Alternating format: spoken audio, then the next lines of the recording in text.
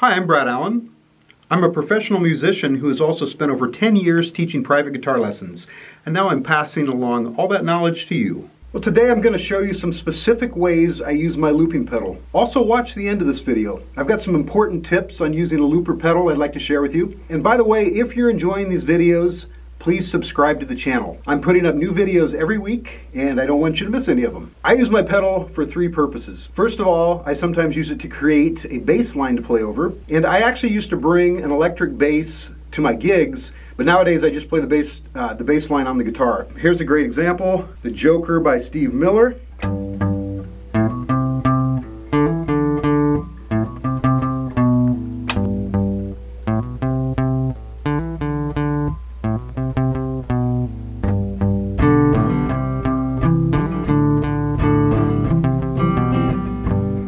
Some people call me the space cowboy. Some call me the gangsta lover. Second way I use it is I use it for soloing over chord changes.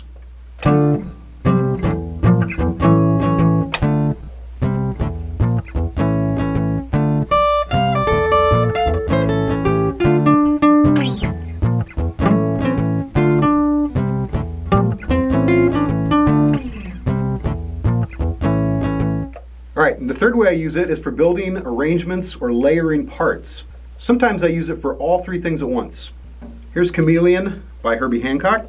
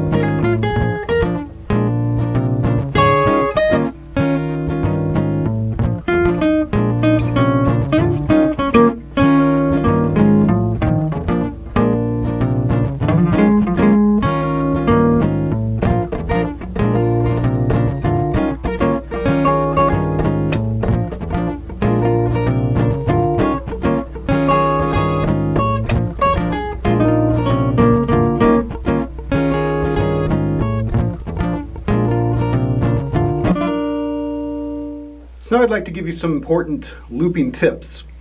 First thing I'd like to recommend is that you watch other musicians who are using the looping pedal. You can start by watching other musicians perform on YouTube, but I'd also strongly recommend you go see some live shows if possible and see some people loop in a live situation. There are certain things that work in the studio that simply don't work as well in live performance.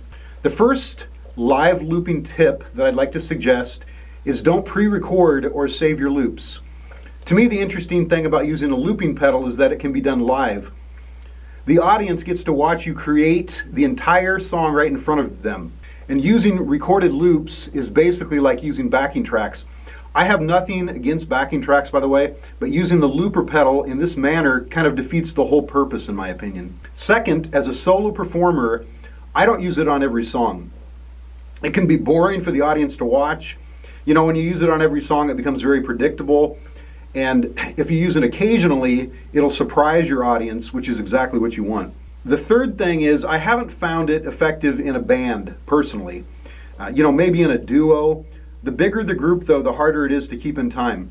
Much like backing tracks, you almost need a click track to keep it in time. Fourth thing I'd like to suggest is, as a general rule, short loops work best. The audience doesn't want to sit there while you create a 4-minute loop. It's just boring for them. Sometimes I just loop part of the song. I might just loop just the verses and then turn the loop off or turn off the pedal during the chorus. That seems to work really well for some songs. Number 5, if you're setting up a loop for the solo section of a song, it's usually best to start out recording the loop the last time through the verse before you get to the solo. Again, this way the audience doesn't have to wait for you to set up the entire loop. They don't have to wait through the entire verse while you're setting up the chords to solo over. And the sixth thing is I've always found it's best to start my loop a little bit softer volume than what I was previously playing in the song. That way when you start adding more things to it, like a solo, the whole thing will be more balanced. If you start too loud, you're going to have to keep playing each part louder to be heard over the previous parts that you've recorded.